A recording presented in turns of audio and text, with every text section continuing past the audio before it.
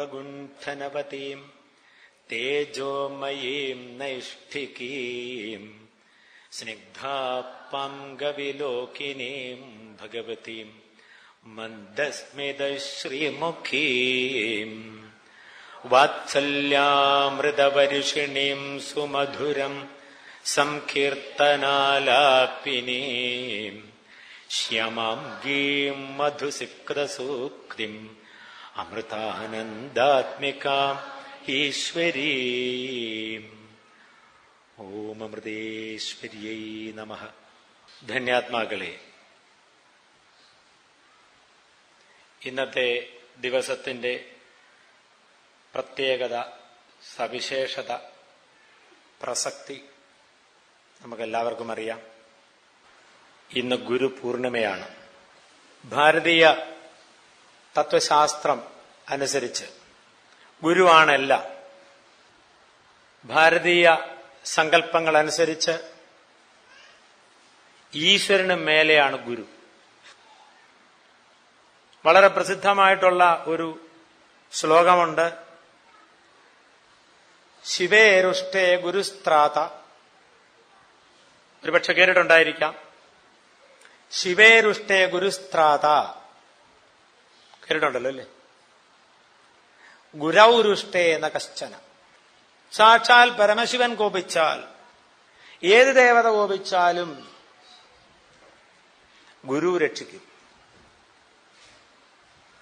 എന്നാൽ ഗുരൗരുഷ്ടേ എന്ന കശ്ചന, ഗുരു കോപിച്ചാലോ, ഗുരു കോപിച്ചാലോ എന്ന് പറയുമ്പോൾ ഗുരുവിന്റെ കൃപയ്ക്ക് നമ്മൾ അർഹരായില്ലെങ്കിലോ എന്നാണ്. അല്ലാതെ ഗുരു കോപിച്ചിട്ട് കുറെ വെള്ളമെടുത്തിട്ട് ജപിച്ചൊഴിച്ച് ശപിക്കും എന്നല്ല. ഗുരു കോപിച്ചാലോ എന്ന് ചോദിക്കുമ്പോൾ ഗുരുവിന്റെ കൃപയ്ക്ക് നമ്മൾ അർഹരായില്ലെങ്കിലോ എന്നാണ് അതിന്റെ അർത്ഥം. ആ അർഹത നമുക്ക് വന്നില്ലെങ്കിൽ നകശ്ചന, ആരും നമ്മളെ രക്ഷിക്കാൻ പോകുന്നില്ല എന്നാണ്. ശിവൻ കോപിച്ചാലും ഗുരു രക്ഷിക്കുന്നു. ഗുരു കോപിച്ചാലോ, ഗുരുവിന്റെ കൃപ അനുഗ്രഹം ഉണ്ടായില്ലെങ്കിലോ ശിവന് പോലും രക്ഷിക്കാൻ പറ്റില്ല എന്ന്. അതാണ് ഞാൻ ആദ്യം തന്നെ പറഞ്ഞത്. ഭാരതീയ സംസ്കൃതി ഗുരുകുല വിദ്യാഭ്യാസത്തിൽ അധിഷ്ഠിതമാണ്. ഭാരതീയ സംസ്കൃതി, ഭാരതത്തിന്റെ മഹത്തായ സംസ്കാരം ആശയത്തിൽ മാത്രം അധിഷ്ഠിതമല്ല. ഭാരതീയ സംസ്കൃതിയുടെ ഏറ്റവും പ്രാധാന്യം എന്താണെന്ന് വെച്ചു കഴിഞ്ഞാൽ അത് ഗുരുകുല വിദ്യാഭ്യാസ സമ്പ്രദായത്തിൽ അധിഷ്ഠിതമാണ്. ഭാരതീയ സംസ്കൃതി അനുഭൂതിയിൽ അധിഷ്ഠിതമാണ്. ഭാരതീയ സംസ്കാരത്തിലെ ഋഷീശ്വരന്മാർ, മഹാത്മാക്കൾ, അവതാര പുരുഷന്മാർ പറഞ്ഞത് എപ്പോഴും ഒന്നായി തന്നെയിരുന്നു. എന്തുകൊണ്ട്? അത് ആശയമായിരുന്നില്ല, അത് അനുഭൂതിയായിരുന്നു. ബ്രഹ്മമാണ് സത്യം, ജഗത്ത് മിഥ്യയാണ്. ബ്രഹ്മസത്യം, ജഗൻ മിഥ്യ എന്ന് ഋഷിമാര് പറഞ്ഞു, വേദവ്യാസൻ പറഞ്ഞു, യാജ്ഞവൽക്യൻ പറഞ്ഞു, ആദിശങ്കരൻ പറഞ്ഞു, ശ്രീരാമകൃഷ്ണദേവൻ പറഞ്ഞു, മാതാ അമൃതാനന്ദമയി ദേവിയും പറയുന്നു. മിഥ്യ എന്ന് പറയുമ്പോൾ തള്ളേണ്ടതല്ല എന്ന് മാതാ അമൃതാനന്ദമയി ദേവി നമ്മളെ പ്രത്യേകം പഠിപ്പിക്കുന്നു. മിഥ്യ മിഥ്യ മിഥ്യ എന്ന് പറഞ്ഞ് പ്രപഞ്ചത്തിനെ വെറുതെ തള്ളിക്കളയരുത്. അതൊക്കെ മിഥ്യയാണ്, അത് എസൻസ്ലെസ് ആണ്, പിത്തലെസ് ആണ് എന്ന് പറഞ്ഞിട്ട് തള്ളാനുള്ളതല്ല ഈ പ്രപഞ്ചം. തത് സൃഷ്ട്വാ തദേവ അനുപ്രാപിശത് എന്നാണ് എന്റെ ഓർമ്മ. ഈശ്വരൻ പ്രപഞ്ചത്തെ സൃഷ്ടിക്കുക മാത്രമല്ല ചെയ്തത്, സൃഷ്ടിച്ച അതേ സമയത്ത് തന്നെ അതിലെ സകല ചരാചരങ്ങളിലേക്കും ഈശ്വരൻ പ്രവേശിച്ചു പോലും. ഈ സൃഷ്ടിയും പ്രവേശവും രണ്ട് സമയത്തല്ല നടന്നത്, സൃഷ്ടിയും പ്രവേശവും ഒരേ സമയത്ത് നടന്നു. അമ്മ ഇന്ന് നമ്മളോട് പറയുന്നു, മക്കളെ, ലോകത്തിൽ ഒന്നും മിഥ്യയായിട്ട് തള്ളിക്കളയരുത്. എല്ലാത്തിനും അതിൻ്റെതായ പ്രയോജനമുണ്ട്, എല്ലാത്തിനും അതിൻ്റെതായ പ്രാധാന്യമുണ്ട് എന്നമ്മ പറയുമ്പോൾ ഒരു പക്ഷേ ഉപനിഷത്തിലെ ഈ പ്രസ്താവന നമ്മൾ ഓർക്കണം. തത് സൃഷ്ട്വാ തദേവ അനുപ്രാപിശത്. പ്രപഞ്ചത്തെ സൃഷ്ടിച്ചിട്ട് ഈശ്വരൻ അതേ സമയം പ്രപഞ്ചത്തിലെ സകല ചരാചരങ്ങളിലേക്കും വ്യാപിച്ചു. രണ്ടും ഒന്നല്ലേ? എല്ലാത്തിനും ഈശ്വരനുണ്ട് എന്ന് പച്ചമലയാളത്തിൽ അമ്മ പറയുന്നു. അതേ അർത്ഥമാണ് നേരത്തെ പറഞ്ഞ ശ്ലോകത്തിനുമുള്ളത്. ഇവിടെ തള്ളിക്കളയാനായിട്ടൊന്നുമില്ല.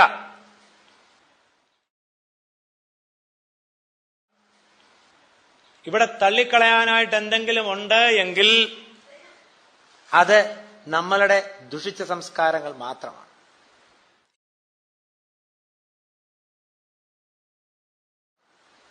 ഇവിടെ എന്തെങ്കിലും തള്ളിക്കളയാനായിട്ടുണ്ട് എങ്കിൽ അത് നമ്മളുടെ ദുഷിച്ച സംസ്കാരങ്ങൾ മാത്രമാണ്.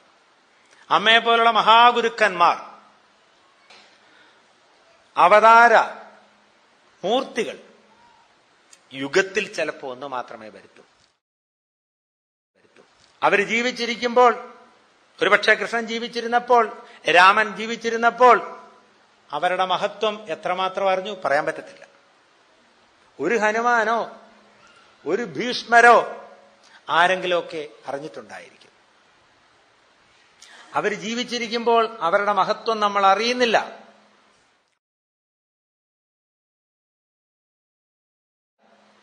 അവരുടെ ജീവിതം തന്നെയാണ് അവരുടെ സന്ദേശം. അമ്മയുടെ പലരും ചോദിച്ചിട്ടുണ്ട് അമ്മയുടെ സന്ദേശം എന്താണ് എന്ന്. അവരോടെല്ലാം അമ്മ പറഞ്ഞിട്ടുള്ള ഒന്ന് മാത്രമാണ്, മക്കളെ, അമ്മയുടെ ജീവിതം തന്നെയാണ് അമ്മയുടെ സന്ദേശം. നമ്മൾ വളരെ അടുത്ത് അമ്മയെ മനസ്സിലാക്കുമ്പോൾ, മനസ്സിലാക്കാനൊന്നും പറ്റത്തില്ല, ഞാൻ ബാഹ്യമായ മനസ്സിലാക്കലാണ് പറയുന്നത്, വളരെ അടുത്ത് പരിചയപ്പെടുമ്പോൾ നമുക്ക് ഒരു കാര്യം മനസ്സിലാവുന്നു. എരിഞ്ഞ് സുഗന്ധം പരത്തുന്ന ചന്ദനത്തിരി എന്ന് പറയുന്നത് ഈ പ്രപഞ്ചത്തിൽ നിന്ന് മറ്റാരുമല്ല, അമ്മ തന്നെയാണ്. നമ്മളുടെ ജീവിതം സുഗന്ധം പരത്തുന്ന, എരിഞ്ഞ് സുഗന്ധം പരത്തുന്ന ഒരു ചന്ദനത്തിരിയാകണം എന്ന് അമ്മ പറയാറുണ്ട്. അതിന് ഉദാഹരണം തേടി വേറെങ്ങും പോകേണ്ട ആവശ്യമില്ല. ആ എരിഞ്ഞ് സുഗന്ധം പരത്തുന്ന ചന്ദനത്തിരി അമ്മ തന്നെയാണ്. ഭൂയോ ഗുരുകുലാവാസ ശിക്ഷണ ഉത്സുക മേധസേ നമഃ. അതെ, ഭാരതീയ സംസ്കൃതിയുടെ അസ്ഥിവാരമായിരിക്കുന്ന ഈ ഗുരുകുല വിദ്യാഭ്യാസ സമ്പ്രദായം അത് പുനഃസ്ഥാപിക്കുക എന്നുള്ളതാണ് അമ്മയുടെ ലക്ഷ്യം. ഭാരതീയ സംസ്കൃതിയുടെ അസ്ഥിവാരമായിരിക്കുന്ന ഗുരുകുല വിദ്യാഭ്യാസ സമ്പ്രദായം പുനഃസ്ഥാപിക്കാൻ തന്നെയാണ് അമ്മ പ്രപഞ്ചത്തിൽ വന്നിരിക്കുന്നത്. ഗുരുകുലം ഗുരുകുലം എന്ന് പറയുമ്പോൾ വളരെ ബാഹ്യമായൊരർത്ഥം മാത്രം നമ്മൾ എടുക്കരുത്. ഗുരുവിന്റെ കുലം, ഗുരു ഇരിക്കുന്ന സ്ഥലം, ഗുരുവിന്റെ ആശ്രമം, ഗുരുവും ശിഷ്യന്മാരും എല്ലാം കൂടെ വിരാജിക്കുന്ന ഒരു പുണ്യസങ്കേതം എന്നതിൽ കവിഞ്ഞ് ഗുരുകുലത്തിന് വളരെ ശാസ്ത്രീയമായ സൂക്ഷ്മമായ ഒരർത്ഥം കൂടിയുണ്ട്. ഗുരുവിന്റെ കുലം എന്ന് പറഞ്ഞാൽ ഗുരു ഏതനുഭൂതിയിലാണോ ഇരിക്കുന്നത്, ഏത് ഈശ്വര സാക്ഷാത്കാര നിഷ്ഠമായിട്ടാണോ ഗുരു വിരാജിക്കുന്നത്, അത് തന്നെയാണ് ഗുരുവിന്റെ കുലം. ഗുരുവിന്റെ പദമാണ് ഗുരുവിന്റെ കുലം. ഏതനുഭൂതിയിൽ ഗുരു നിഷ്ഠമായിരിക്കുന്നോ അത് തന്നെയാണ് ഗുരുകുലം എന്നും. ഞാൻ നേരത്തെ പറഞ്ഞു, അമ്മ ഒന്നിനെയും മിഥ്യയായിട്ട് തള്ളുന്നില്ല. നമ്മൾ മിഥ്യ എന്ന് വിളിക്കുന്ന ഈ പ്രപഞ്ചത്തിലെ ഓരോ വസ്തുക്കളെ കൊണ്ടും സത്യത്തിൽ ഓരോരോ പ്രയോജനങ്ങളുണ്ട്. നിങ്ങൾ ചുറ്റും നോക്കുക, എത്ര സാധനങ്ങൾ ഇവിടെ ഇരിക്കുന്നു. ഏതിനാണ് പ്രയോജനമില്ലാത്തത്? പ്രയോജനമില്ലാത്ത ഒരു സാധനം ഒന്ന് പറയാമോ? ഒരുപക്ഷെ നമുക്ക് പ്രയോജനമില്ലായിരിക്കാം, വേറൊരു പ്രാണിക്ക്, വേറൊരു ജീവിക്ക് പ്രയോജനമുണ്ടായിരിക്കാം. കൊതുക് നമ്മുടെ ശത്രുവാണ്, തവളയ്ക്ക് ശത്രുവല്ല, തവളയുടെ ആഹാരമാണ്. പാറ്റ ഒരുപക്ഷെ നമ്മുടെ ശത്രുവായിരിക്കാം, പല്ലിക്കത് ആഹാരമാണ്. പ്രപഞ്ചത്തിൽ സത്യത്തിൽ മിഥ്യ എന്ന് വിളിക്കാനായിട്ടൊന്നുമില്ല. പ്രപഞ്ചത്തിലെ ഓരോ വസ്തുക്കളെ കൊണ്ടും എന്തെങ്കിലുമൊക്കെ പ്രയോജനമുണ്ട്. അതുകൊണ്ടാണ് അമ്മ പറയുന്നത് ഒന്നിനെയും തള്ളാനായിട്ടില്ല എന്ന്. ഈ സന്ദേശമാണ് സത്യത്തിൽ മാതാ അമൃതാനന്ദമയി ദേവി നമുക്ക് നൽകുന്നത്. ഈ സന്ദേശം നമുക്ക് ശ്രീരാമനും നൽകി, ശ്രീകൃഷ്ണനും നൽകി. ഒരുപക്ഷെ ശ്രീരാമന് തന്റെ ഒരു സങ്കല്പശക്തി കൊണ്ട് മാത്രം, സങ്കല്പമാത്രയാൽ രാവണനെ കൊന്ന് ലങ്കയെ ഭസ്മമാക്കി സീതാദേവിയെ വീണ്ടെടുക്കാൻ സാധിക്കുമായിരുന്നു. ഒരു സങ്കല്പം. കാൽവിരൽ കൊണ്ടൊന്ന് സ്പർശിച്ചപ്പോൾ കാട്ടിലേക്കല്ലൊരു മോഹിനിയായി. അത്രയും സങ്കല്പശക്തിയുള്ള, അത്രയും പ്രഭാവമുള്ള, അത്രയും പവറുള്ള ശ്രീരാമന് തന്റെ സങ്കല്പത്തിന്റെ കോടിയിലൊരംശം പ്രയോഗിച്ചിരുന്നെങ്കിൽ ഒരുപക്ഷെ സീതാദേവി ആ മാത്രയിൽ അയോധ്യയിൽ എത്തിയനെ, അല്ലെങ്കിൽ കാട്ടിനുള്ളിൽ എത്തിയനെ. പക്ഷെ പ്രയോഗിച്ചില്ല. അവരൊക്കെ സാധാരണക്കാരായിട്ട് ജീവിച്ചു. ഇതാണ് സത്യത്തിൽ മഹാഗുരുക്കന്മാരെല്ലാവരും ചെയ്യുന്നത്. ഇതാണ് അമ്മ ചെയ്യുന്നത്. സാധാരണക്കാരിയായിട്ട് ജീവിക്കുകയാണ്. പക്ഷെ സാധാരണക്കാരിയാണ് എന്ന് നമുക്ക് തോന്നുന്നെങ്കിൽ അത് നമ്മുടെ സാധാരണത്വമാണ്. അമ്മയൊരു സാധാരണക്കാരിയാണ് എന്ന് നമുക്ക് തോന്നുന്നു എങ്കിൽ അത് നമ്മുടെ സാധാരണത്വമാണ്, നമ്മുടെ മഹത്വമില്ലായ്മയാണ്. മഹത്വമുള്ളവർ അധികം സംസാരിക്കുന്നില്ല, പ്രവർത്തിക്കുന്നു. പലരും എന്നോട് ചോദിച്ചിട്ടുണ്ട്, ഇതൊക്കെ അമ്മയ്ക്ക് അറിയാമായിരുന്നില്ലേ, പിന്നെന്തുകൊണ്ടാണ് അമ്മ ഇങ്ങനെ ചെയ്തത്? പലരും പല സന്ദർഭങ്ങളിലും ചോദിച്ചിട്ടുള്ളതാണ്. പലർക്കും വരാവുന്ന ഒരു സംശയമാണ്, പലർക്കും ഉണ്ടാവുന്ന ഒരു ചോദ്യമാണിത്. ഇതൊക്കെ അമ്മ അറിഞ്ഞിരുന്നില്ലേ, പിന്നെന്താ ഇങ്ങനൊക്കെ സംഭവിച്ചത്? ഞാൻ അവരോട് പറഞ്ഞു, അറിവിന്റെ മൂർത്തികളെല്ലാം പ്രകാശിപ്പിക്കില്ല. അറിവ് എത്രമാത്രം കൂടുന്നുവോ അത്രമാത്രം മൗനവും കൂടിക്കൊണ്ടിരിക്കും. ഈ സംസാരഘോര സാഗരത്തിൽ കയ്യും കാല് വിട്ടടിക്കുകയാണ് നമ്മൾ. ഈ സംസാരഘോര സാഗരത്തിൽ കയ്യും കാല് വിട്ടടിക്കുകയാണ്. ഇതിൽ നിന്ന് നമുക്ക് രക്ഷ നേടണം എന്നാദ്യം ഒരു ചിന്തയുണ്ടാവണം. ചിന്ത പോരാ, ഉറച്ചൊരു ധാരണ ഉണ്ടാവണം.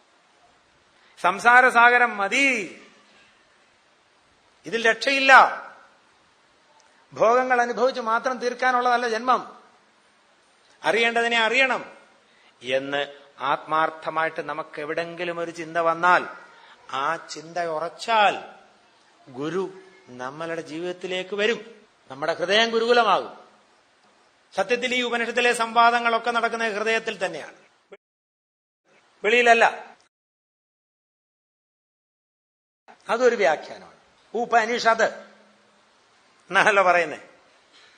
അടുത്ത് താഴെ ഇരുന്ന് പഠിക്കുക, ബ്രഹ്മവിദ്യ പഠിക്കുക എന്നർത്ഥം. അടുത്തായിരിക്കണം, ഗുരു മുകളിൽ, ശിഷ്യൻ താഴെ. ഇവിടെ ഉപദേശിക്കപ്പെടുന്ന വിഷയം ബ്രഹ്മവിദ്യയാണ്. ഇങ്ങനെയാണ് ഉപനിഷത്ത് എന്ന പദം വരുന്നത്. സംഗതി ശരിയാണ്. ഞാൻ നേരത്തെ പറഞ്ഞു, ഈ സംവാദം, ഉപനിഷത്തിലെ ഈ ഒരു സംഭാഷണം സത്യത്തിൽ ഹൃദയത്തിൽ നടക്കുന്നു. അനുനിമിഷം നമ്മുടെ വിവേകബുദ്ധിയും മനസ്സും കൂടെ ഈ സംഭാഷണം നടത്തുന്നുണ്ട്.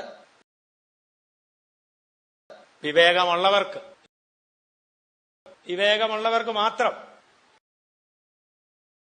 മനസ്സ് അതിന്റെ വഴിക്ക് പോകുമ്പോൾ വിവേകബുദ്ധി അതിന് നിർദ്ദേശങ്ങൾ കൊടുക്കാം, അതിന് ഉപദേശങ്ങൾ കൊടുക്കാം, മനസ്സിനെ അടക്കാനുള്ള മാർഗങ്ങൾ നോക്കാം. ഇങ്ങനെ വിവേകബുദ്ധിയും മനസ്സും തമ്മിൽ നിരന്തരം നമ്മുടെ ഹൃദയത്തിൽ ഒരു മൽപ്പിടുത്തം നടത്തുന്നുണ്ട്. ഇവിടെ വിവേകബുദ്ധി ഗുരുവാണ്, മനസ്സ് ശിഷ്യനുമാണ്. അപ്പൊ ഉപനിഷത്ത് ഗുരുകുലം നമ്മുടെ ഹൃദയത്തിലായി.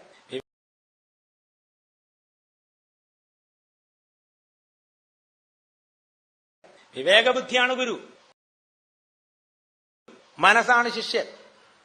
മനസ്സിനാണ് ഈ ചാഞ്ചാട്ടങ്ങളല്ല. ആദ്യം മനസ്സിന് ചാഞ്ചാട്ടമുണ്ടെന്ന് മനസ്സിലാക്കണം. പലരും മനസ്സ് എന്നൊരു സംഗതി എനിക്കുണ്ടെന്ന് ചിന്തിക്കുന്നതേയില്ല.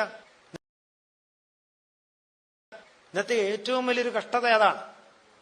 എനിക്കൊരു മനസ്സുണ്ട്, എനിക്കൊരു ബുദ്ധിയുണ്ട്, എനിക്ക് കുറച്ച് വിവേകം വേണം, എനിക്ക് കുറച്ച് ശ്രദ്ധ വേണം, മോക്ഷം എന്നൊരു സാധനമുണ്ട്. ഇങ്ങനൊന്നും ചിന്തകളില്ല. കാടുകയറി ചിന്തയുണ്ട്. ചിന്തകളെ എങ്ങനെ വിചാരമാക്കാം എന്ന് ശാസ്ത്രം പഠിപ്പിക്കുന്നു. ചിന്തകളെ എങ്ങനെ വിചാരമാക്കാം എന്നാണ് ശാസ്ത്രം പഠിപ്പിക്കുന്നത്. ഇതാണ് സത്യത്തിൽ അമ്മ ചെയ്തുകൊണ്ടിരിക്കുന്നത്. ഞാൻ BSc പഠിച്ചുകൊണ്ടിരുന്നപ്പോൾ അമ്മയെപ്പറ്റി ധാരാളം കേട്ടു. ശ്രീശങ്കരന്റെ ജഗദ്ഗുരു ആദിശങ്കരൻ എന്ന സിനിമ പല പ്രാവശ്യം കണ്ടു. രാമകൃഷ്ണദേവന്റെ വചനാമൃതവും ജീവചരിത്രവും ഒക്കെ വായിച്ചു. പക്ഷേ വള്ളിക്കാവിൽ പോകണോ, അമ്മയെ കാണണോ, ഇതെപ്പോഴും എനിക്കൊരു ക്വസ്റ്റ്യൻ മാർക്ക്. എവിടോ മോക്ഷത്തിനുള്ള ഒരു ആഗ്രഹമുണ്ട്, അതേപോലെ തന്നെ പ്രലോഭനങ്ങൾ മറ്റൊരു വശത്തു. മോക്ഷത്തിലേക്കൊരാഗ്രഹമുണ്ട്, പ്രലോഭനങ്ങൾ മറ്റൊരു വശത്ത്. ഇങ്ങനെ വളരെ ദയനീയമായ ഒരു കഷ്ടസ്ഥിതിയിലാണ് ഞാനന്ന് നിലകൊണ്ടത്. അങ്ങനൊരു സന്ദർഭത്തിൽ ഞാനൊരു പക്ഷേ വള്ളിക്കാവിലേക്ക് പോകാൻ തയ്യാറായില്ലെങ്കിലും അമ്മ ഇങ്ങോട്ട് വന്നു. ഇങ്ങോട്ട് വന്നത് എന്റെ മിടുക്കാന്നല്ല ഞാൻ പറയുന്നത്, ഞാൻ വരുത്തി എന്നല്ല പറയുന്നത്. അമ്മ അനുഭാവപൂർവ്വം കാരുണ്യപൂർവ്വം ഇങ്ങോട്ട് വന്നു. യാദൃച്ഛികമായിട്ട് ഞാൻ അമ്മയെ കണ്ടു. വളരെ യാദൃച്ഛികമാണ്. എന്റെ കഥകളൊക്കെ ഞാൻ നേരത്തെ പറഞ്ഞിട്ടുണ്ട്. അതാണ് ഞാൻ നേരത്തെ പറഞ്ഞത്. എവിടെങ്കിലും രക്ഷപ്പെടാൻ നമുക്ക് ഒരാഗ്രഹമുണ്ടെങ്കിൽ, ആ ആഗ്രഹം ആത്മാർത്ഥമാണെങ്കിൽ ബാക്കിയെല്ലാം ഗുരുനാഥൻ ചെയ്തു.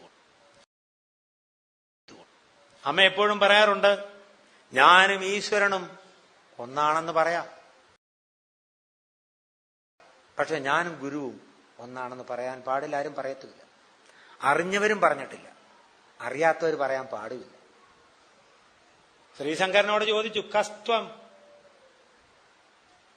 ഗോവിന്ദ ഗുരുപാദരുടെ അടുത്തെത്തിയ ശ്രീശങ്കരനോട് ചോദിച്ചു, കസ്ത്വം. ഗുരുനാഥൻ ചോദിച്ചു, ആരാണ് നീ? ഇതാണ് ചോദ്യം. കഹ പ്ലസ് ത്വം, കസ്ത്വം. നീ ആരെന്ന് നമ്മളോട് ചോദിച്ചു കഴിഞ്ഞാൽ സംശയമില്ല, ഞാനിതാണ്. അതാരും പറഞ്ഞു തരേണ്ട ആവശ്യമില്ല. ഈ ഭസ്മമാകാൻ പോകുന്ന ശരീരമാണ് ഞാൻ. ഈ ശരീരബുദ്ധി എന്ന് നമുക്ക് പോകുന്നു, അന്ന് നമ്മളെല്ലാം ഗുരുക്കന്മാരാണ്. വിവേകബുദ്ധി തന്നെയാണ് ഗുരു. വിവേകബുദ്ധി തന്നെയാണ് ഗുരു. പക്ഷേ ഗുരുവിലെ ഗുരുത്വം ഉണർത്തണം എന്നുണ്ടെങ്കിൽ സമ്പൂർണമായ ശരണാഗതിയും സമർപ്പണവും വേണ്ടിവരും. അർജുനൻ ഒത്തിരി കയ്യും കാലും വിട്ടടിച്ചു. കൃഷ്ണനെ കുറെ ഉപദേശിച്ചു. തത്വശാസ്ത്രങ്ങളൊക്കെ കൃഷ്ണന് പറഞ്ഞു കൊടുത്തു. അപ്പോഴെല്ലാം വെറുതെ പറയടാ പറ. സമ്പൂർണമായിട്ടുള്ള ശരണാഗതി സമർപ്പണം വരുമ്പോൾ മാത്രമേ ഏതു ഗുരുവിനെ ഉപദേശിക്കാൻ സാധിക്കത്തുള്ളൂ. അർജുനൻ ക്ഷീണിച്ചു. ഒരു തരത്തിൽ കൃഷ്ണനെ ഉപദേശിച്ച് ക്ഷീണിച്ചു. അത്രേ ഉപദേശിച്ചു, വയ്യാതായി. അവസാനം പറഞ്ഞു, ശിഷ്യസ്തേഹം ഷാധിമാം ത്വാം പ്രപന്നം. ഞാൻ അവിടുത്തെ ശിഷ്യനാണ്, ഞാൻ അവിടുത്തെ ശിഷ്യനാവാൻ മോഹിക്കുന്നു. എന്നെ ഉപദേശിച്ചാലും എന്നെ ശാസിച്ചാലും എന്ന് പറയുന്നു. അവിടെ മാത്രമാണ് ഉപദേശം തുടങ്ങുന്നത്. അതുവരെ മിണ്ടിയില്ല. അതുവരെ മിണ്ടാൻ ഒരു ഗുരുവിനും സാധിക്കത്തുമില്ല. ഇവിടെ സമ്പൂർണമായ ശരണാഗതി സമർപ്പണം വന്നു. ഈ ശരണാഗതിയും സമർപ്പണവും മാത്രമാണ് അമ്മ നമ്മളിൽ നിന്നും പ്രതീക്ഷിക്കുന്നത്. അമ്മ ലോകത്തിൽ നിന്നും ഒന്നും പ്രതീക്ഷിക്കുന്നില്ല എന്ന് പറഞ്ഞാലും എനിക്കൊരു ചോദ്യമുണ്ട്, അമ്മ ഇത് പ്രതീക്ഷിക്കുന്നില്ലേ? നമ്മുടെ സമ്പൂർണമായ ശരണാഗതിയും സമർപ്പണവും അമ്മ പ്രതീക്ഷിക്കുന്നു. ഞാൻ നേരത്തെ പറഞ്ഞുകൊണ്ട് വന്നത് കസ്ത്വം എന്ന് ചോദിക്കുകയാണ് ശ്രീശങ്കരനോട്. ഗുരു, നീ ആരാണ് കുമാര? അപ്പൊ ശ്രീശങ്കരൻ എന്താ പറഞ്ഞത്? ഞാൻ കൈയാണ്, കാലാണ്, ശരീരമാണ്, മനസ്സാണ്, ബുദ്ധിയാണ്, മൂക്കാണ്, ചെവിയാണ്. ഒന്നും പറഞ്ഞില്ല. ചിദാനന്ദരൂപ ശിവോഹം ശിവോഹം മനോബുദ്ധി അഹങ്കാര ചിത്താനി നാഹം. ഒരുപക്ഷെ ആ കുഞ്ഞങ്കരന്, കൊച്ചു ശങ്കരന് അന്ന് എത്ര വയസ്സുണ്ട്?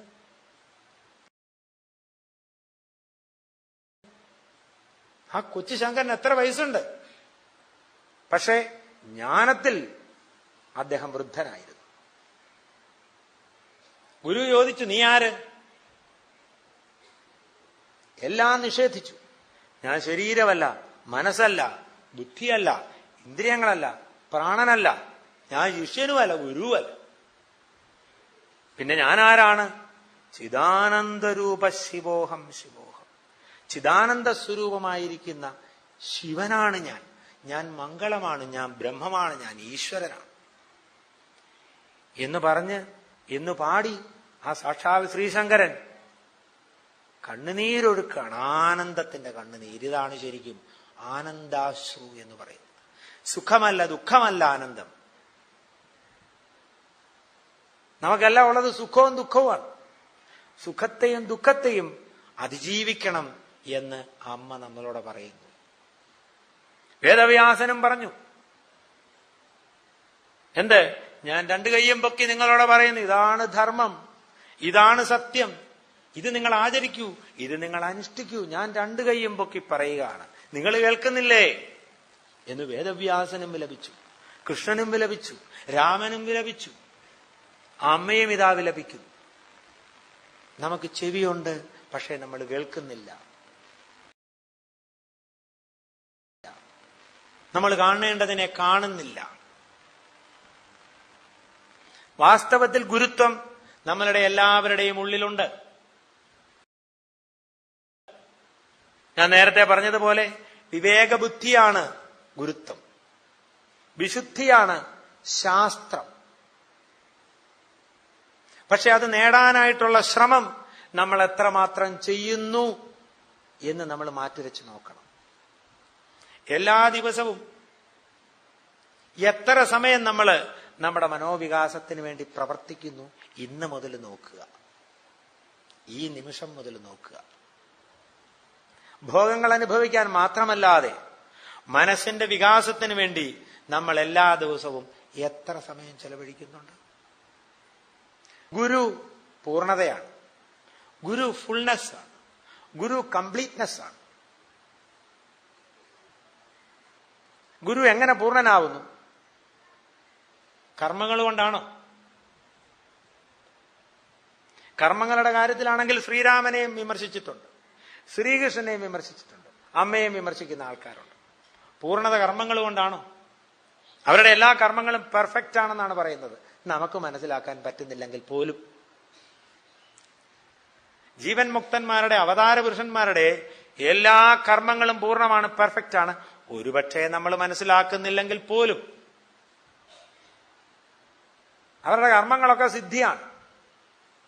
അവർ കാണിക്കുന്ന സിദ്ധികളൊക്കെ അജ്ഞാനികൾക്ക് വേണ്ടിയാണ്, ജ്ഞാനികൾക്ക് വേണ്ടിയല്ല. ഗുരു പൂർണ്ണനാവുന്നത്, പൂർണ്ണയാവുന്നത്, അമ്മ പൂർണ്ണയാവുന്നത് കർമ്മങ്ങളുടെ അടിസ്ഥാനത്തിൽ മാത്രമല്ല, ജ്ഞാനം കൊണ്ടാണ്, ജ്ഞാനപൂർണതയാണ്. അമ്മയെല്ലാം അറിയുന്നു. നമ്മളുടെ ഏറ്റവും വലിയ പേടിയും അതാണ് സത്യത്തിൽ, അല്ലേ?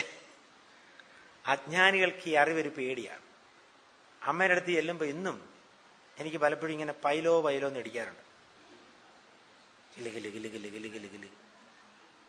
ഇന്നും ഞാൻ വിചാരിക്കും, എന്താ ഇത്, ഇതില്ലാതെ ഒരിക്കലൊന്ന് പോകണം, എന്നെങ്കിലും ഒന്ന് പോകാൻ പറ്റൂല്ല. അതുവരെ മസിലൊക്കെ പഠിച്ച് ഇങ്ങനെ പോകും. അടുത്ത് ചെല്ലുമ്പോൾ അടി തുടങ്ങും, ടക ടക ടക ടക ടക ടക അതടിക്കും. അറിവ്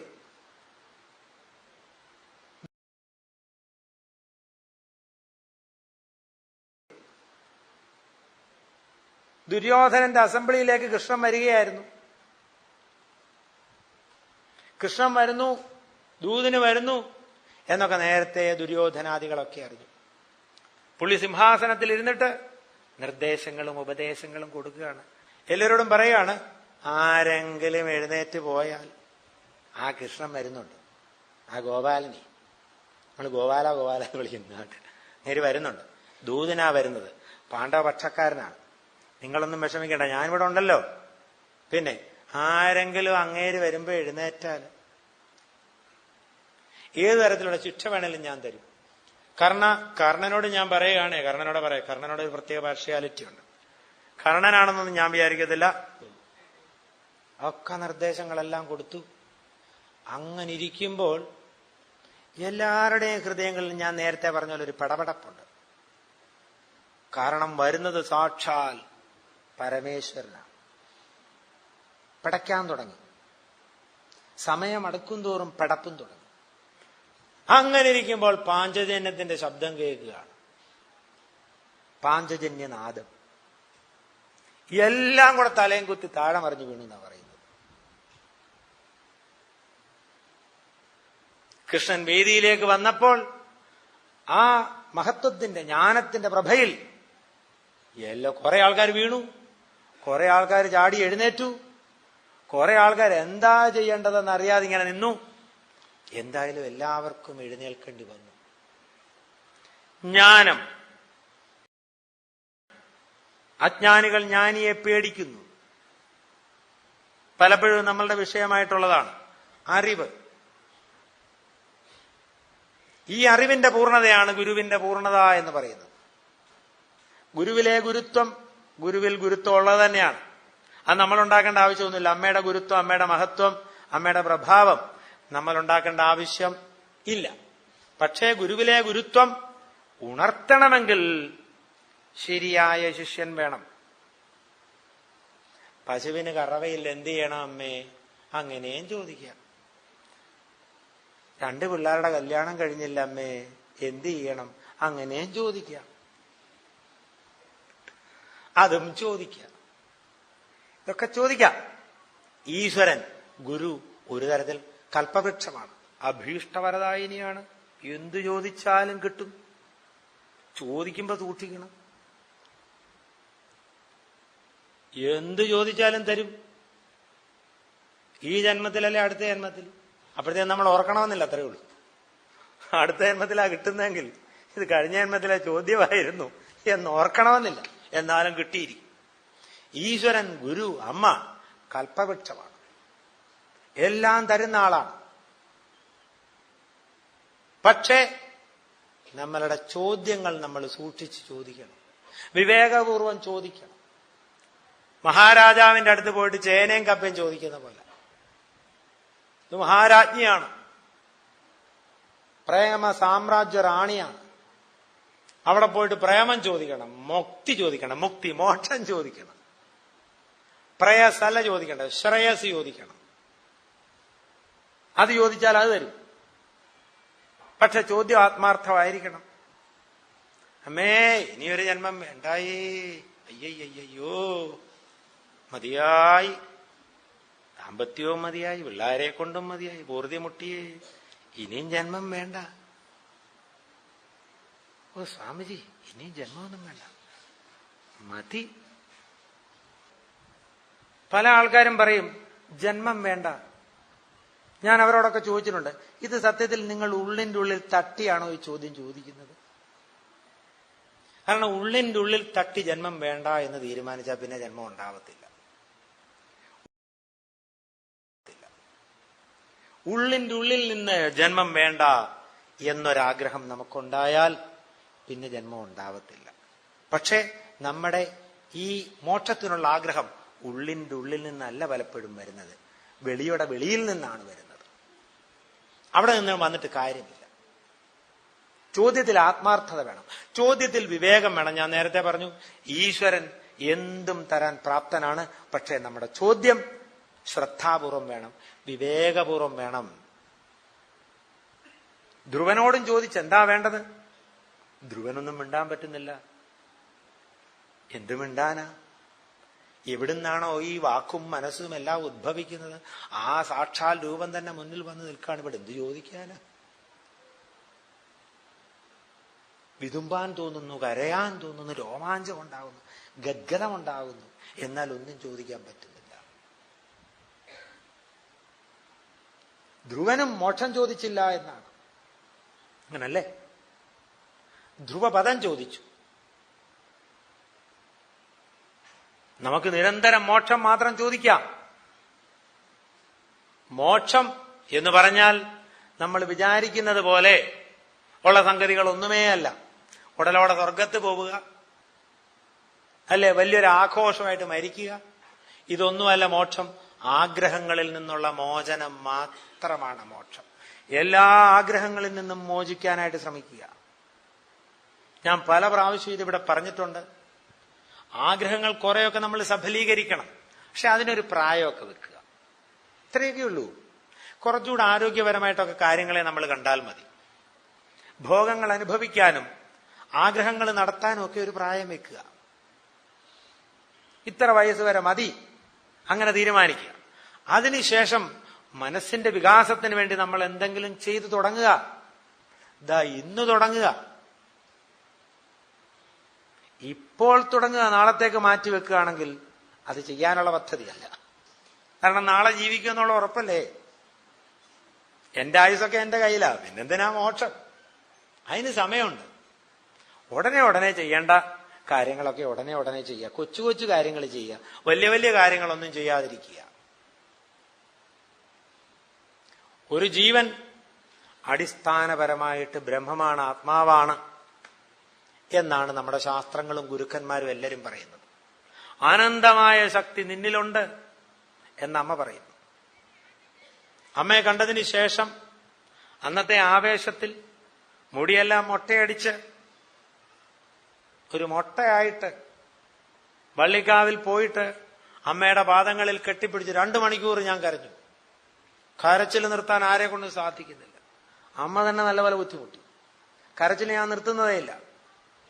ആ പാദങ്ങളിൽ കെട്ടിപ്പിടിച്ച് 2 മണിക്കൂർ കരഞ്ഞപ്പോൾ അമ്മ എന്നോട് പറഞ്ഞു, മോനെ എടേ, ഇതൊന്നും അല്ല ആധ്യാത്മികത. നീ വിചാരിക്കുന്ന ഈ ഹാലൂസിനേഷൻസ് ഒന്നും അല്ല ആധ്യാത്മികത. ആധ്യാത്മികത വേറെ. അതിൽ പ്രഹസനത്തിന്റെ ആവശ്യമില്ല, അതിലൊരു ഷോയുടെയും ആവശ്യമില്ല. കാരണം അത് പൂർണ്ണമായിട്ടും ആന്തരികമാണ്. ബാഹ്യമാണെങ്കിൽ എന്തെങ്കിലുമൊക്കെ ഷോ നമുക്ക് കാണിക്കാം. ഇത് പൂർണ്ണമായിട്ടും അവനവനെ സംബന്ധിക്കുന്നതാവുമ്പോൾ എങ്ങനെ ഷോ കാണിക്കാൻ പറ്റും? വേറെ ഏത് മാർഗത്തിലും ഷോ കൊണ്ട് ചില കാര്യങ്ങളൊക്കെ ഉണ്ട്. ആധ്യാത്മികതയിൽ ഷോ കൊണ്ടൊന്നും നടക്കാൻ പോകില്ല. കാരണം ആധ്യാത്മികത ബാഹ്യമല്ല. ബാഹ്യമാണെങ്കിൽ ഷോ കൊണ്ട് കാര്യമുണ്ട്, ആന്തരികമാകുമ്പോൾ ഷോ കൊണ്ട് കാര്യമേ ഇല്ല. ഇത് നമുക്ക് വേണ്ടിയാണ്. ഇത് ആവേശമല്ല, ഇത് ആരോഗ്യപരമായ ഒരു സമീപനമാണ്. ആധ്യാത്മികത എന്ന് പറഞ്ഞാൽ ഏറ്റവും ആരോഗ്യകരമായ ഒരു പ്രപഞ്ചവീക്ഷണമാണ്. അതെല്ലാ ദിവസവും നമ്മൾ വളർത്തിയെടുക്കാൻ ശ്രമിക്കണം. ഒരുപക്ഷെ മോക്ഷം, ഈശ്വരാനുഭൂതി, ഈശ്വര സാക്ഷാത്കാരം ഒക്കെ നമ്മൾ കന്യമാണെങ്കിൽ, ഉടനെ ഒന്നും കിട്ടാൻ യാതൊരു സാധ്യതയുമില്ലെങ്കിൽ, ജീവിതത്തിൽ നല്ലൊരു വീക്ഷണമെങ്കിലും കാത്തു സൂക്ഷിക്കുക. അതിന് നമുക്കൊരു വ്രതമെടുക്കാം. നല്ലൊരു വീക്ഷണം. എന്താണ് ഈ നല്ല വീക്ഷണം? ഇന്ന് നമ്മൾ എടുക്കേണ്ടത്, ഒരു ജീവിതകാലം മുഴുവൻ ഭോഗം അനുഭവിച്ചുകൊണ്ടിരിക്കാൻ പറ്റില്ല. ഇന്ന് ചില വ്രതങ്ങൾ എടുക്കുക. എന്താണ്? ഗുരു പൂർണ്ണതയാണ്. ഈ പൂർണ്ണത നേടുക എന്നുള്ളതാണ് എന്റെ ജീവിത ലക്ഷ്യം. ആഗ്രഹങ്ങളെ കൂട്ടുക എന്നുള്ളതല്ല എന്റെ ലക്ഷ്യം. പ്രത്യേകിച്ചും അമ്മയുടെ ഭക്തനായിരിക്കുന്ന, ശിഷ്യനായിരിക്കുന്ന എനിക്ക് ചില ഉത്തരവാദിത്വങ്ങളുണ്ട്, ധർമ്മങ്ങളുണ്ട്. അതനുസരിച്ച് ജീവിക്കാൻ ഞാൻ ശ്രമിക്കണം.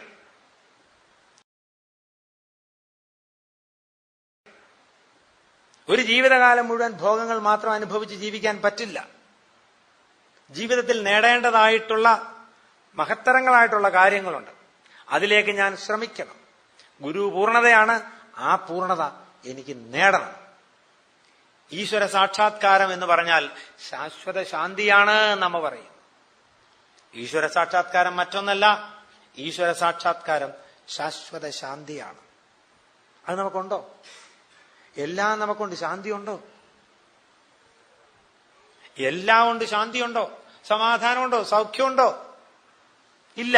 കാരണം ശാന്തിയെ ഇല്ലാതാക്കുന്ന പ്രവർത്തനങ്ങളാണ് അനുനിമിഷം നമ്മൾ ചെയ്തുകൊണ്ടിരിക്കുന്നത്. ശാന്തിയെ ഇല്ലാതാക്കുന്ന പ്രവർത്തനങ്ങളാണ് അനുനിമിഷം നമ്മൾ ചെയ്തുകൊണ്ടിരിക്കുന്നത്. ഗുരുകുലം എന്ന് പറഞ്ഞാൽ മനസ്സിന്റെ ഏറ്റവും നിശബ്ദമായ, ശാന്തമായ, സമാധാനപരമായിട്ടുള്ള നില തന്നെയാണ് ഗുരുകുലം. അല്ലാതെ ഗുരുകുലം ഞാൻ നേരത്തെ പറഞ്ഞതുപോലെ ബാഹ്യമായ ഒന്ന് മാത്രമല്ല. ഇന്ന് നമ്മൾ ഏറ്റവും ഭാഗ്യവാന്മാരാണ്, സൗഭാഗ്യശാലികളാണ്. ഒരു മഹാത്മാവിനെ കാണുന്നത് പോലും എത്രയോ ജന്മങ്ങളിലെ പുണ്യം എന്ന് പറയുന്നു. ഇപ്പോൾ നമ്മളുടെ കൂടെ ഉള്ളത് സാക്ഷാൽ പരമേശ്വരിയാണ്. ഒരുപക്ഷെ ഭഗവാൻ കൃഷ്ണന് ശേഷം ഇങ്ങനെ ഒരു അവതാരമൂർത്തി ഭൂലോകത്തിൽ വന്നിട്ടില്ല. ആ ആളിന്റെ കൂടാണ് നമ്മൾ ഇന്ന് ജീവിച്ചിരിക്കുന്നത്. ഒരു തരത്തിൽ ആ ഗൗരവം നമ്മൾ മനസ്സിലാക്കുന്നുണ്ടോ? അതൊരു വിഷയമാണ്. ഞാൻ പലപ്പോഴും പറഞ്ഞിട്ടുണ്ട്, ഗുരുവിനെ നമ്മൾ ലഘുവാക്കരുതെന്ന്. ഗുരുവിന്റെ മഹത്വം, ഗുരുവിന്റെ പ്രഭാവം നമ്മൾ ശരിക്കറിഞ്ഞില്ലെങ്കിൽ നമ്മൾ ഗുരുവിനെ ലഘുവാക്കുകയാണ്. അമ്മയുടെ അടുത്ത് പോകുമ്പോൾ നമുക്ക് ആനന്ദമുണ്ട്, സുഖമുണ്ട്, സമാധാനമുണ്ട്. പക്ഷെ അവിടെ പോകുമ്പോൾ മാത്രം മതിയോ സുഖം? ഇത് നമ്മൾ ഗൗരവമായിട്ടെന്ന് ചിന്തിക്കണം. അമ്മയുടെ അടുത്ത് പോകുന്ന സമയത്ത് മാത്രം മതിയോ നമുക്ക് സുഖം? ഈ സുഖമായി നമ്മൾ തീരണ്ടേ? ഈ സുഖം നമ്മളുടേതാവണ്ടേ? അതിനുവേണ്ടി നമ്മൾ പ്രയത്നിക്കണ്ടേ? ഇതുവരെ പ്രയത്നിച്ചിട്ടില്ലെങ്കിൽ നമ്മൾ പ്രയത്നിക്കാൻ തുടങ്ങുക. നമ്മുടെ എത്രയോ ജന്മങ്ങളിലെ സൗഭാഗ്യമാണ് അമ്മയുടെ ദിവ്യമായ സാന്നിധ്യം. ആ സാന്നിധ്യം നമ്മൾ പരിപൂർണമായിട്ടും പ്രയോജനപ്പെടുത്തുക. അമ്മ എന്ന ധന്യതയായി നമുക്ക് തീരാൻ ശ്രമിക്കാം. അമ്മയിലെ ഗുരുത്വം നമുക്ക് ഉണർത്താൻ ശ്രമിക്കാം. അമ്മ എന്ന മഹാഗുരുവിന്റെ ഉത്തമ ശിഷ്യരായിട്ട് നമുക്ക് ജീവിക്കാൻ ശ്രമിക്കാം. നമ്മളെ എല്ലാവരെയും അമ്മ പൂർണ്ണതയിലേക്ക് എത്തിക്കട്ടെ. നമ്മുടെ ജീവിതങ്ങൾ ധന്യങ്ങളാവട്ടെ. അമ്മയുടെ ആശീർവാദം, അനുഗ്രഹം നമുക്ക് എപ്പോഴും ഉണ്ടാവട്ടെ എന്ന് പ്രാർത്ഥിക്കുന്നു. എല്ലാവർക്കും അമ്മയുടെ അനുഗ്രഹം ഉണ്ടാവാനായിട്ട് ഞാൻ ആത്മാർത്ഥമായിട്ട് പ്രാർത്ഥിക്കുന്നു. ഓം അമൃതേശ്വരി.